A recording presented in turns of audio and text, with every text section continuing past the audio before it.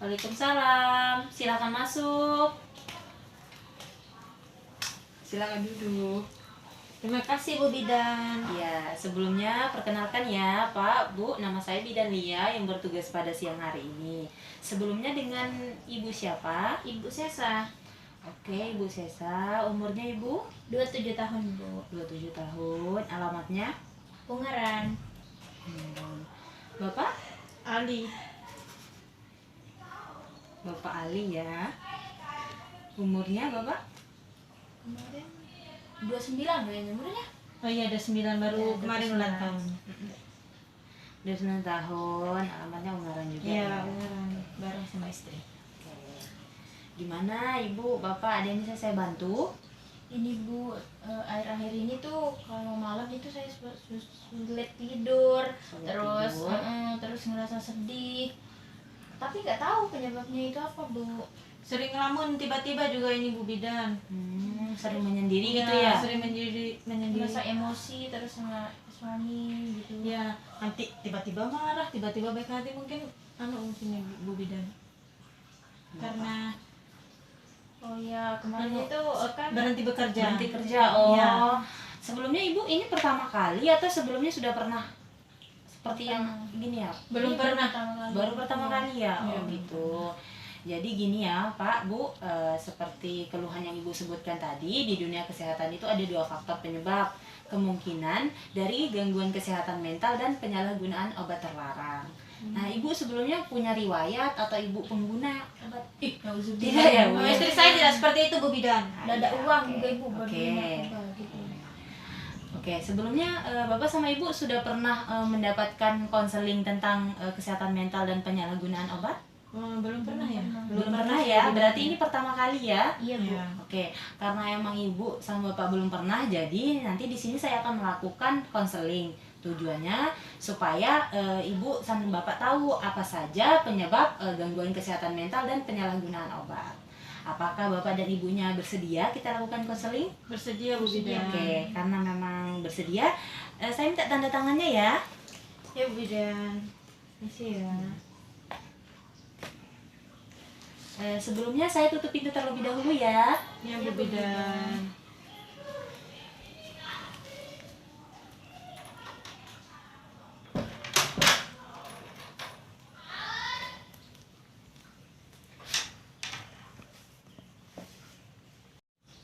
Baik, Ibu, Bapak, kita mulai saja ya konselingnya. Di sini nanti saya akan menjelaskan tentang kesehatan mental dan penyalahgunaan obat terlarang. Yang pertama di sini kesehatan mental ya. Ya Bu Iya, Bu Bidan. Bidan. Oke. Nah, kesehatan mental ini yaitu gangguan yang merupakan kondisi mempengaruhi suasana hati dan perilaku kita. Contohnya seperti menyerang kesehatan mental, yaitu contohnya depresi, terus gangguan kecemasan, terus ibunya juga sering berhalusinasi, terus gangguan kejiwaan, terus gangguan pola makan dan perilaku adiktif atau ibunya seakan di luar kendali ibu. Ibu tidak bisa mengendalikan diri ibu sendiri, seperti itu ya Bu ya. Iya Bu. Oke. Selanjutnya di sini trauma yang membuat gangguan kesehatan mental tersebut, yaitu yang pertama di sini pernah mengalami stres berat dalam waktu yang lama, terus pernah mengalami trauma juga. Traumanya itu kekerasan pada masa kecil, itu bisa menyebabkan kesehatan mentalnya terganggu. Terus faktor genetik atau faktor keturunan, mungkin dari kecil sudah didoktrin buat melihat sesuatu yang jelek, jadi itu juga mempengaruhi trauma.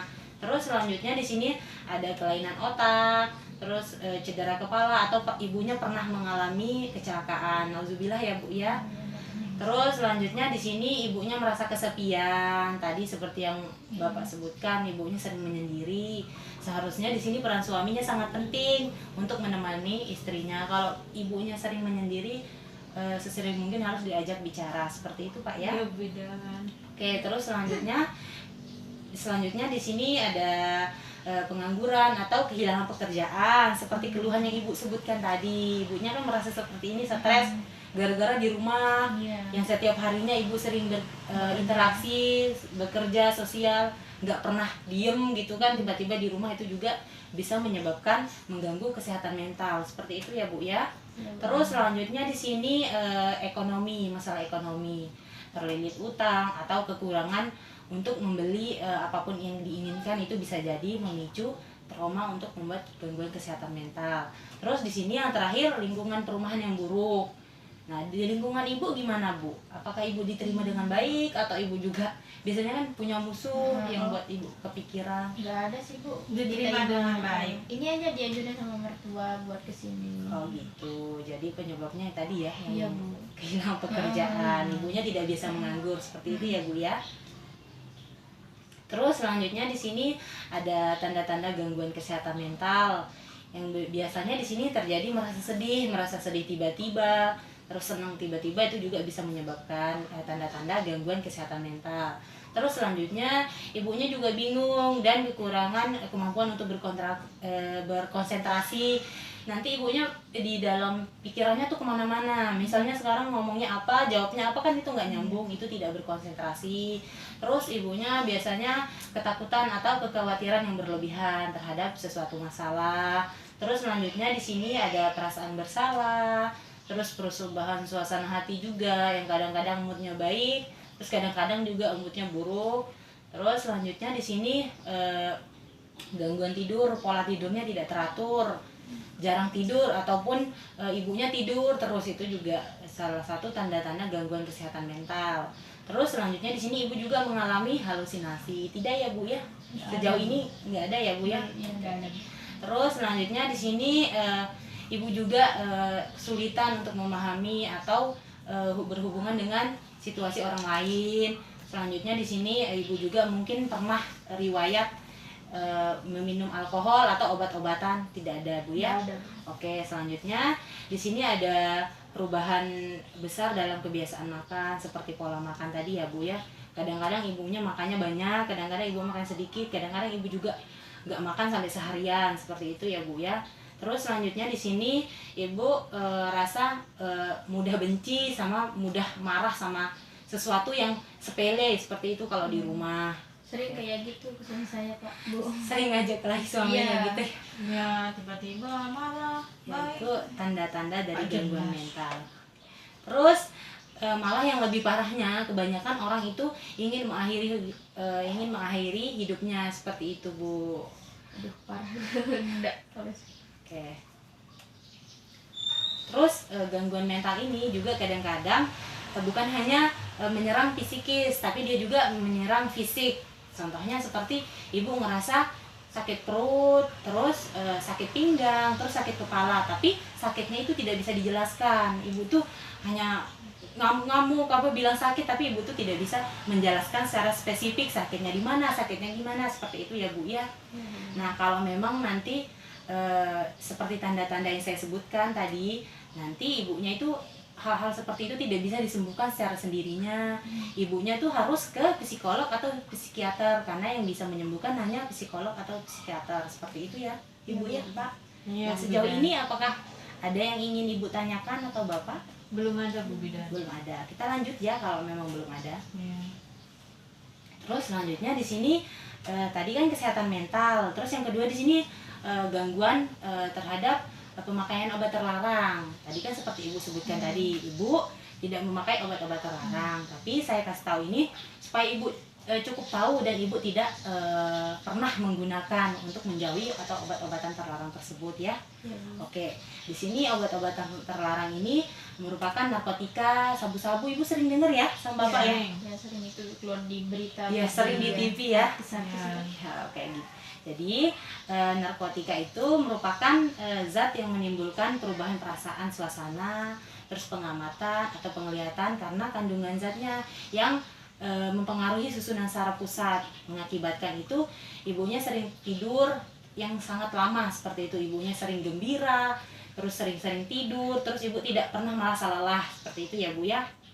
Terus selain narkotika itu juga biasanya menimbulkan pengaruh tertentu pada setiap orang penggunanya. Biasanya mereka menggunakan dengan cara memasukkan ke dalam tubuh seperti jarum suntik, melalui jarum suntik, dan pengaruhnya berupa pembiusan atau hilangnya rasa sakit seperti itu. Terus selanjutnya di sini jenis-jenis dari obat terlarang itu, yang pertama di sini ada nafsa. Ibu sebelum pernah tahu apa itu nafsa? Belum. Belum ya? Iya. Oke. Jadi NAPSA ini Bu merupakan singkatan dari narkotika, psikotropika, dan zat adiktif. Nah, semua istilah ini umumnya memiliki resiko kecanduan bagi penggunanya. Nah, terus menurut pakar kesehatan ini Bu, narkoba ini merupakan senyawa psikotropika yang bisa memakai untuk membius pasien. Biasanya di dalam dunia kesehatan itu Bu, digunakan NAPSA ini digunakan untuk membius pasien yang mau operasi. Terus dengan penyakit-penyakit tertentu. Jadi kalau memang orang yang sehat itu dilarang untuk menggunakan obat terlarang yang NAPSA ini, kayak gitu ya Ibu Bapak ya. Iya Bu Bidan. Oke, tadi kita lanjut ya. Tadi kan jenis NAPSA, sekarang gangguan obat terlarang jenis psikotropika. Nah, jenis psikotropika ini yaitu zat atau bahan lain, bukan narkotika tapi ya, yang berpengaruh pada kerja otak dan dapat menimbulkan ketergantungan. Nah, meski demikian, pentingnya kiranya bahwa tidak semua jenis narkotika dan psikotropika dilarang penggunaannya. Dia tuh digunakan sesuai dengan resep dokter, seperti saya bilang tadi, tidak sembarang. Digunakan tuh ketika mau operasi ataupun dengan penyakit tertentu, seperti itu. Sekarang selanjutnya yang jenis ganja. Nah, Ibu sama Bapak pernah dengar kalau yang jenis ganja ini? Pernah dengar Bu Bidan? Di artis Di TV. kemarin. Ya banyak ya kita lihat di TV orang di. Oke. Iya. Jadi ganja ini Bu ya berasal dari tanaman Cannabis sativa, yaitu tanaman yang mudah tumbuh tanpa pengawasan khusus. Nah, tanaman ini biasanya tumbuh subur di daerah tropis. Nah, membuat pakaian mengalami pemakainya. Tanaman ini kalau dipakai biasa yang memakainya tuh mengalami euforia atau senang berkepanjangan tanpa sebab. Tiba-tiba seneng aja, padahal nggak ada berita baik, tiba-tiba kayak orang gila kayak gitu ya Bu ya, Pak. Oke. Iya Bu Bidan. Terus selanjutnya di sini tanaman ini biasanya memiliki 3 jenis. Yang pertama yaitu Cannabis sativa, terus yang kedua Cannabis indica, dan yang terakhir Cannabis ruderalis. Oke, nah ketiga jenis ganja ini memiliki kandungan yang berbeda-beda. Nah, jika digunakan dalam ganja dalam dosis rendah, biasanya akan mengalami hilaritas atau berbuat gaduh, sering berbuat keributan, tiba-tiba nggak ada salah, tiba-tiba seperti tadi Ibu Marah. ngajak Tiba-tiba marah. suaminya berantem. Iya. Bukan saya bukan narkoba. Iya, bukan. maksud saya misalnya menggunakan dalam dosis rendah seperti itu ya, Ibu, Pak. Iya Bu Iya, Bidan. Oke. Terus selanjutnya di sini biasanya juga dalam dosis rendah ini orangnya sering terbahak-bahak. Terus perubahan persepsi dalam waktu yang bersamaan seperti itu. Terus selanjutnya apabila penggunaan ganja dengan dosis tinggi biasanya berdampak pada halusinasi atau terlalu menekankan pada keyakinan yang tidak nyata. Maksudnya di sini berhalusinasi, Ibu mengerti kan? Iya, Bu. Ya, Hayal-hayalan. iya, Iya. berhayal yang tidak ada dasarnya Iya, seperti itu. Tidak akan Oke. terjadi. Iya, benar. Terus selanjutnya di sini ada penyalahgunaan ganja secara teratur atau yang penggunanya itu berkepanjangan atau bisa disebut dengan kecanduan, nggak bisa tanpa ganja. Iya. Biasanya akan berakibat fatal berupa radang paru-paru. Ini kesehatan mental, bukan kesehatan psikis yang diserang, tapi kesehatan mental juga ya, Ibu ya Pak. Yaitu berupa radang paru-paru, terus iritasi dan pembengkakan saluran nafas. Terus selanjutnya di sini ada bisa kerusakan aliran darah, terus berisiko juga menimbulkan serangan nyeri dada, terus terkena kanker, menurunnya daya tahan tubuh sehingga mudah terserang penyakit, serta menurunnya kadar hormon pertumbuhan seperti tiroksin. Nah, terus di sini biasanya gangguan psikis berakibat menurutnya kemampuan berpikir, membaca dan berbicara, berhitung dan bergaul. Nah, apabila sudah kecanduan ini, tubuh itu cenderung dia tuh kalau sudah mengkonsumsi ganja ini tubuh itu cenderung kuat. Jadi kalau tidak mengkonsumsi, jadinya tubuhnya lemas, harus mengkonsumsi lagi. Makanya itu yang disebut dengan kecanduan. Nah, lebih baik kita hindari ya yang tadi obat-obatan terlarang. Iya, Bu Bidan. Terus selanjutnya di sini ada gangguan pemakaian obat terlarang jenis sabu, amfetamin. Kalau sabu sering ya, itu udah familiar banget kita dengar. Nah, sabu ini merupakan jenis narkoba yang dibuat secara sintetis dan kini terkenal di wilayah Asia Tenggara. Kalau di luar negeri kan itu sembarang Ibu ya, kalau di Indonesia biasanya itu nggak boleh digunakan, sabu-sabu itu terlarang. Oke. Terus di sini biasanya sabu-sabu ini berupa bubuk putih warnanya ya, terus kuning maupun coklat, terus bubuk putih yang berkristal kecil. Terus biasanya merek fenol lain ini seperti ada merek Meterdin, terus Dexamil dan Benzerdin, dan kemudian membanjiri pasarannya banyak. Nah, vitamin ini memiliki banyak efek atau sabu, diantaranya meningkatkan aktivitas dan gairah hidup. Terus setelah kita mengkonsumsi ini bawaannya semangat, terus jarang istirahat, maunya beraktivitas terus. Terus selanjutnya menurunkan rasa lelah, terus meningkatkan mood, maunya seneng kayak gitu ya. Terus selanjutnya di sini meningkatkan konsentrasi, terus menekan nafsu makan dan menurunkan keinginan untuk tidur.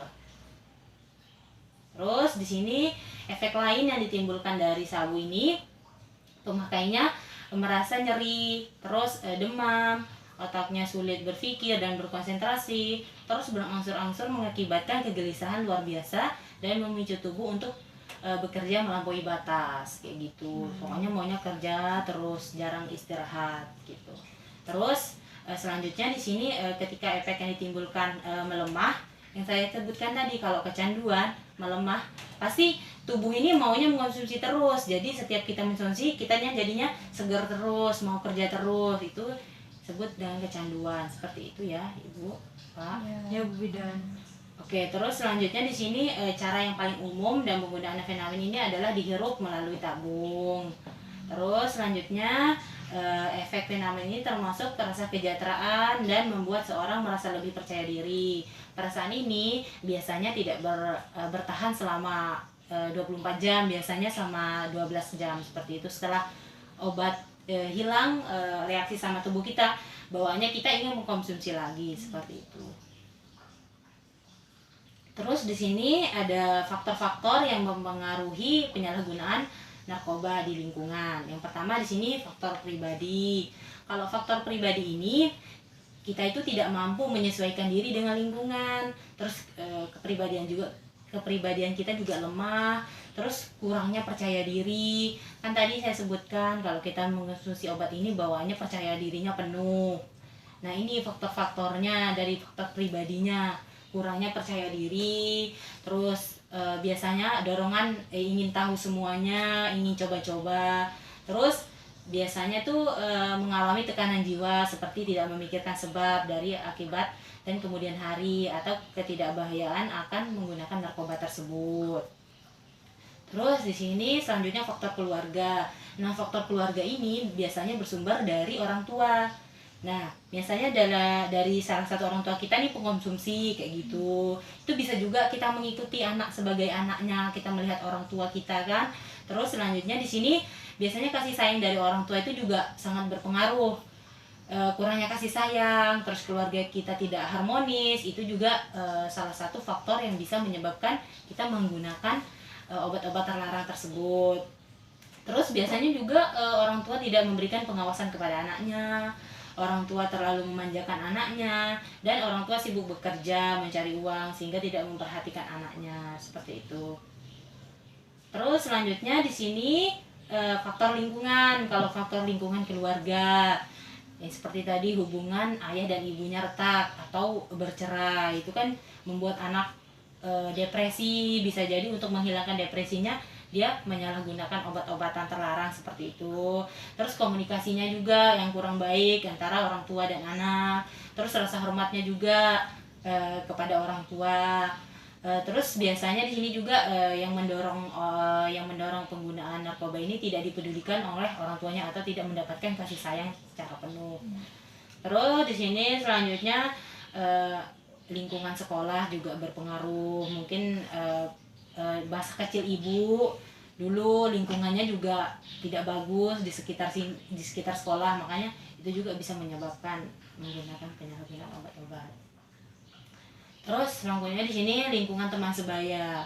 Kan kita lihat sendiri Bu, contohnya kalau kita terjun ke teman-teman waktu dulu muda. Bahkan kalau teman kita menggunakan kan biasanya diajak, kita memang nggak mau, cuman teman-teman kita ayo coba aja kayak gitu. Jadi kita awalnya coba-coba jadi ketagihan pengen pakai terus seperti itu ya.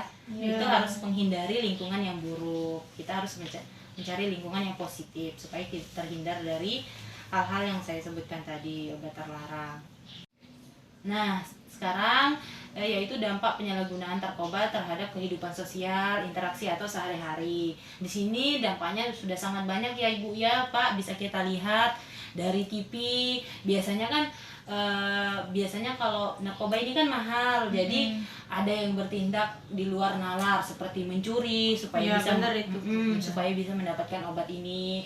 Terus biasanya korupsi, terus biasanya itu sampai berani membunuh ayah kandung atau ya keluarganya lah, keluarga terdekat supaya bisa mendapatkan atau membeli yang tadi. Misalnya nggak ada uang, misalnya anak muda nggak ada uang buat beli, pasti mencuri atau mengambil dari orang tuanya atau bisa bertindak kasar, rasa kemanusiaannya nggak ada. Terus biasanya juga lebih menjadi kejam, terus tidak, pokoknya berperilaku buruk seperti itu efek dari penyalahgunaan narkoba ini.